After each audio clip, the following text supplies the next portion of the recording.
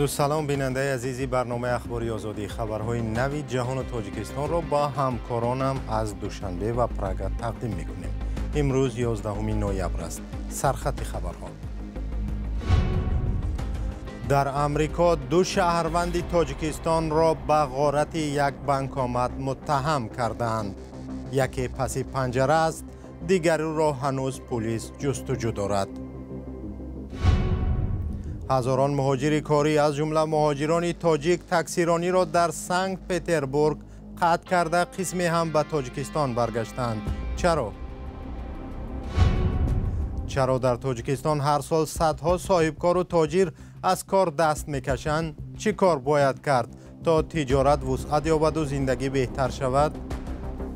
برای بیزنس در کشور یک امتیازهای غیر عادی در کار است. پلیس ناحیه لینکلن در کارولینای شمالی امریکا دو شهروند تاجیکستان را به غارت بانکومات‌ها از روی حمله کیبری متهم کرده است. رسانه‌های امریکا خبر دادند که یک شهروند تاجیکستان بازداشت شده است و دیگری با یک شریک ایرانیش در جستجو قرار دارد. به اطلاع پلیس، نور محمد رحمانزاده 26 ساله و فردوس رجبوی 35 ساله همراه شریک ایرانیشان ماه فوریه امسال بیش از $10,000 پولهای بانکومات‌های یک فروشگاه را غارت کردند. آنها از راه رخنه کردن برنامه بانکومات پولهای آن را بیرون کشیدند. پلیس گفته است نور محمد رحمانزاده را که با نام و نسب ساخته در امریکا به سر می‌برد ماه پس از جنایت در کارولینای جنوبی بازداشت کردند، ولی فردوس رجبوف و شریک ایرانی و میلاد عوضدوانی در جستجو قرار دارند. مقامات امریکا آنها را به دزدی و تشکیل گروه جنایی متهم می‌دانند. نظر پیوندان و وکیلان دفاع این افراد معلوم نیست. در ایالات متحده آمریکا بنا بر معلومات‌های گوناگون از 10 تا 16 هزار زاده تاجیکستان زندگی کرده اساساً در بخش تجارت و نقلیات و خدمت رسانی فعالند. سالهای اخیر چندی از آنها با اتهام‌های گوناگون از جمله آزار همسر، رعایت نکردن قاعده‌های اقامت و عضویت در سازمان‌های ممنوع افراطگرای دستگیر و برخی از حدود آمریکا رانده شدند. در تاجیکستان خود همین سال هزاران نفر از صاحبکاری از فعالیت دست کشیدند. بعضی مفلس و ورشکسته شدند یا بعضی از مانع‌های زیادی رسمی بیزار شده و گفتند که دیگر نه تجارت میکنند و نه صاحبکاری. همکاران ما در دوشنبه علیشیر ظریفی و براد یوسفی سعی کردند مشکلات صاحبکاران و تاجران تاجیک را انعکاس نمایند. کمیته آمار تاجیکستان گزارش داده است که از شماره عمومی شرکت و صاحبکاران انفرادی که رسما ثبت شدند بیشتر از نصفشان برهم خوردند. با اطلاع این نهاد در افزانه یگانه کمیته انداز در مجموع بیشتر از 810,000 با شمول شخصان حقوقی و صاحبکاران انفرادی ثبت نام شده ولی زیاده از 400,000 آن از کار مانده است. رئیس کمیته سرمایه‌گذاری تاجیکستان در نشست خبری اخیر خود سبب قطع کاری صاحبکاران را چنین شرح داده بود: برهمخوری سوبیکت‌های صاحبکاری اصلا این قسم زیادی آنها از یک نمودی فعالیت صاحبکاری برهم میخورند و به نمود دیگری صاحبکاری میگذرند. از روی شماره این چیز معین کرده می شود. دیگر عامل یا سببی که باعث برهمخوری میگردد این البته بعضی صاحبکاران هستند که سالهای زیاد است که راستی گپ که فعالیتشان باز مانده است و خودی برهمخوری کارخانه هم در بعضی حالت‌ها یک وقتی معین نمیگیرد. ولی بعضی از صاحبکاران از دخالت به کارشان و توجه نشدن به مشکلشان صحبت میکنند که باعث از کار ماندن شرکت و کارخانه آنها گشته است. فرهاد میرزایف یک صاحبکار از ناحیه دنغره شکوه دارد که از طریق دادگاه آنها را از صاحب ملکی مغازه‌شان محروم کردند و با همین تجارتش قطع شد. اکثر صاحبکاران به خاطر پیش نآمدن مشکل در ادامه کارشان و زیر فشار قرار نگرفتن از صحبت آشکارا در مورد دشواری‌های خود پرهیز میکنند. عبدالله اشرف کارشناس اقتصادی میگوید محدودیت‌ها در بخش صاحبکاری از نداشتن راه‌های بهره و قابلیت خریداری ساکنان شروع می‌شود و دیگر مشکلات در داخل کشور اضافه می‌گردد. برای بیزنس در کشور یک امتیازهای غیر عادی در کار است، چون که مثلا اگر همین امتیازها برای در دیگر کشورها کافی باشد برای تاجیکستان کافی نیست، چون که شرایط ما از دیگر کشورها فرق می‌کند. بنابراین این چیزها مهم است و از همه مهم تاجیکستان یک سیستمی مستقل سودی ندارد. қатъи кори соҳибкорон дар ҳоле аст ки президенти тоҷикистон эмомалӣ раҳмон бо як фармон аз 10 январи имсол санҷиши кори ширкатҳои соҳибкориро дар кишвар ба муддати 2 сол ба ҷуз аз нозирони андоз манъ кардааст. дар гузашта низ мақомот борҳо аз пешниҳоди имтиёзу сабукиҳо ба кори соҳибкорон хабар доданд, вале қарзҳои баланди бонкӣ, вуҷуди фасод, набудани шаффофияту рақобати солим, инҳисор ё монополия шудани соҳаҳои сердаромади иқтисод ва андозҳои баланд аз мушкилоту монеаҳоянд, ки дар гузашта аз забони соҳибкорон садо додааст. рӯ меорем ба вазъи муҳоҷирони кории тоҷик дар русия. пас аз манъи фаъолияти муҳоҷирони соҳиби патент дар ширкатҳои таксиронӣ дар санкт петербург, садҳо зодаи тоҷикистон кор дар ин шаҳри русияро тарк карданд.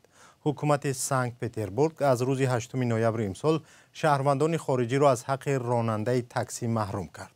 бар асоси ин қарор ҳоло ҳазорон муҳоҷир бахусус аз тоҷикистон, озарбойҷон, ӯзбекистон ва молдова ва украина бекор мондаанд. чанде аз ронандагони тоҷик имрӯз ба радиои озодӣ гуфтанд, ки аз рӯзи 7 ноябр ширкатҳои таксӣ дастрасии онҳо ба барномаашонро қатъ карданд. яке аз ин муҳоҷирон, ки 5 сол боз дар ширкати Яндекс таксӣ кор мекардааст, гуфт ҳамроҳи ӯ дар Яндекс таксӣ беш аз 1100 нафар муҳоҷири тоҷик кор мекарданд ва аз охири ҳафтаи гузашта тақрибан 40% онҳо ночор ба ватан баргаштанд. баъди ҳамла ба Крокус дар соли 2024 дар русия кору иқомати муҳоҷирон маҳдуд ва сахт шудааст. дар як соли охир думаи давлатии русия бо қабули даҳҳо қонун вуруду иқомат ва фаъолияти муҳоҷирон аз ҷумла зодагони тоҷикистонро душвор ва онҳоро ҳарчи бештар беҳуқуқ ва осебпазиртар кард. ва барномаро бо хабари аз ховари миёна идома медиҳем. дар ғазза дар миёни вайронаҳое ки аз амалиёти харобиовари низомии Исроил боқӣ мондаанд, аксари сокинон дар хаймаҳое зиндагӣ мекунанд, ки дар канорашон тӯдаҳои бадбӯи партовҳо мехобанд. сокинон ва пизишкон мегӯянд ҳавои олуда бахусус байни кӯдакон боиси бемориҳои исҳол, пӯст ва маризиҳои дигар шудааст. шаҳлои Гулхоҷа гузориш медиҳад. паёмади амалиёти низомии Исроил дар Ғазза дар атрофи хаймаҳое ки мардуми беҷо монда ба сар мебаранд, тӯдаҳои партовҳо ва пашаҳоро дидан мумкин аст. оилаи Маҳмуд Абурайда аз 6 нафар иборат аст. онҳо дар Хон Юнис дар хаймае дар паҳлӯи партовгоҳи бадбӯй ва пур аз паша зиндагӣ мекунанд. Маҳмуд Абурайда гуфт, як фарзандаш чанд бор ба бемориҳои сироятӣ гирифтор ва дар шифохона бистарӣ шуд. дар дохили хайма ҳамеша бӯи бад аст. хоб кардан наметавонам. фарзандонам субҳ аз хомӯшакҳо, пашаҳо ва оби ифлос ки дар атрофи қуттии партов ҷамъ мегарданд, бо сулфа ё диққи нафас аз хоб бедор мешаванд. тоза кардани партовҳо дафъатан пас аз оғози ҷанг бас гардида, хадамоти коммуналӣ баъди оташбас дар моҳи гузашта танҳо қисман аз сар гирифта шуданд. поксозии пурраи партовҳо дар ояндаи наздик пешбинӣ намешавад. ба ҷуз аз партовҳои гандида ва ҳавзҳои пур аз оби корез, мардуми Ғазза маҷбуранд бо партовҳои хатарноки манотиқи бомборон шуда ва бо дуди заҳролуди сӯхтаҳои маттову зарфҳои пластикӣ низ мубориза баранд. миқёси мушкили партовҳо дар навори Ғазза бисёр бузург аст. алессандро Маракич аз оҷонси рушди Созмони Милали Муттаҳид мегӯяд, партовгоҳҳо пеш аз ҷанг пур буданд ва ҳоло 3 партовгоҳи бузург дар марз бо Исроил барои фаластиниён дастнорас аст. ба гуфтаи ӯ, Созмони Милал барои рафъи мушкили партовҳо роҳи ҳал меҷӯяд. сухан дар бораи 2 миллион тонна партови коркардношуда дар саросари Ғазза меравад. мо технологияҳои навро баррасӣ дорем. тавре гуфтам, партовҳоро ба энергия табдил медиҳем. имкониятҳоро барои ҳалли ҳарчи зудтари мушкили партовҳо меҷӯем.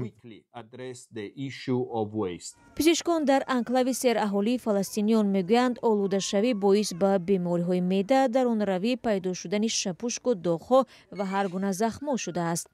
Сами Абутоҳо, духтури бемориҳои пӯсти бемористони саҳроии Кувайт мегӯяд, чунин шароит боис ба афзоиши бемориҳои пӯст ба мисли импетиго шудааст.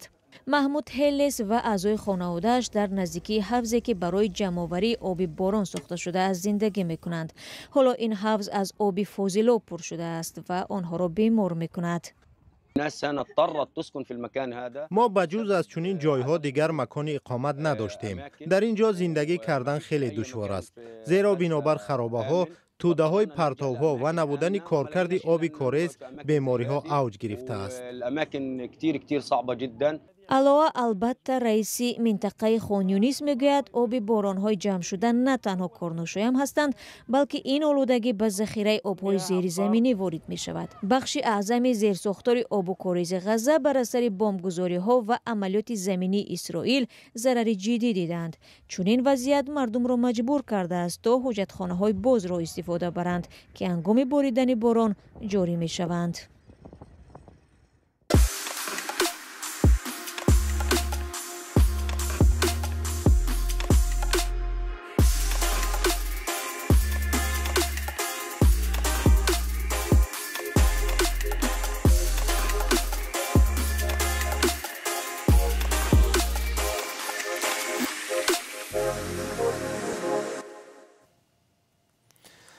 و در ناحیه دوستی ولایت ختلان محل اقامت هزاران ترکمن تبار در این ولایت امسال طالع ساکنان بلندی کرده است.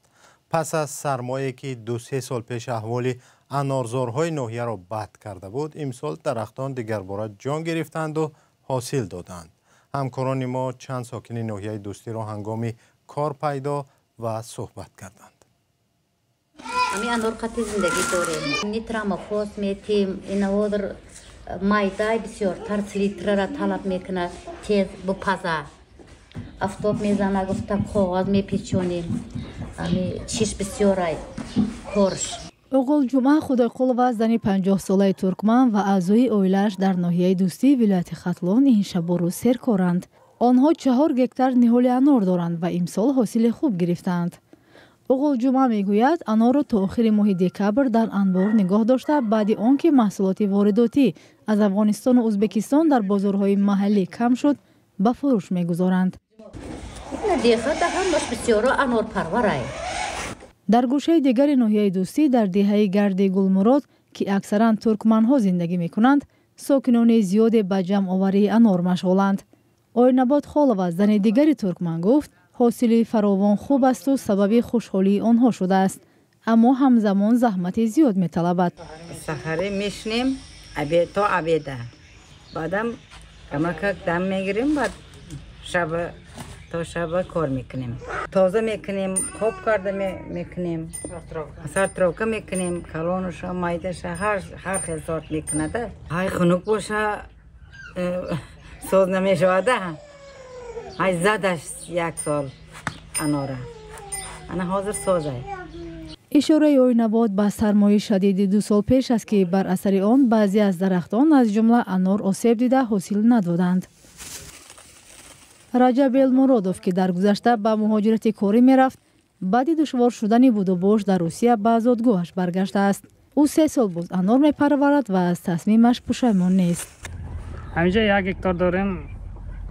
2 سال پیش خنک زد، ازی خیلی سال شد. امسال نصیب کنه 5-6 تن میته انار. اما اسکلات میزنیم، پاکت کرده میزنیم. پاکت نکنیم اوش میبرویه. بعد کیلوش میپرتاید. برای اون پاکت میزنیم. پاکت میمونیم اسکلات چی کرده بعد ماه دکبر ینوار میفروشیم میبریم. حالا 1 کیلو انار در بازارهای محلی از 5 تا 7 سوم است. ارزش آن در زمستان باز بالا خواهد رفت. مقامات میگویند جامعه ترکمنها در ناحیه دوستی از 10,000 نفر بیشتر است و آنها بجز کشاورزی در بخش‌های معارف و فرهنگ و تندرستی نیز حضور دارند. اما بخش اعظم آنها به مثل اوغل جمعه و آیناباد در زمین کار میکنند و با حاصل گرفته خود هم بازار را پر میکنند هم زندگی خود را میچرخانند. برنامه اخباری آزادی به پایان رسید. سپاس که تا این لحظه ما را همراهی کردید. در صفحه تیک تاک و اینستاگرام رادیو آزادی ویدیوهای بیشتر نشر می شوند. در صفحه تلگرام رادیو آزادی در شکل کوتاه خبر و گزارش ها را خوانید. صفحه یوتیوب آزادی ویدیو و فیسبوک هر لحظه نو می شوند. با رادیو آزادی بمانید.